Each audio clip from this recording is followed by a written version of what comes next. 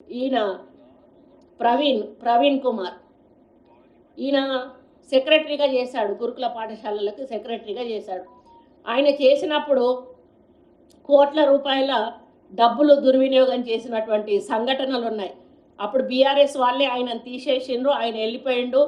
మరి అప్పుడు ఆయన మీద ఎటువంటి ఎంక్వైరీ ఎయ్యలేదు.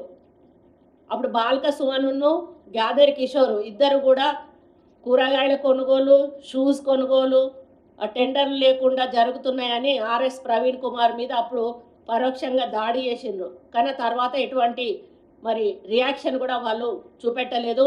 అప్పుడు భోజనంలో కప్పలు, బొద్దింకలు అవన్నీ కూడా వచ్చినటువంటి సందర్భాలు వాళ్లకు తెలుసు.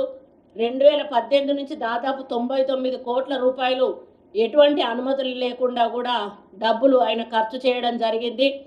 103 గురుకుల స్కూల్ బిల్డింగులు అన్నీ కూడా బీఆర్ఎస్ ఎమ్మెల్యేల బంధువుల ఇళ్లలోనే కిరాయికి నడిపించారు. మరి వాళ్ళకి ఎంత లబ్ధి చేకూర్చారో వాళ్ళకే తెలియాలి.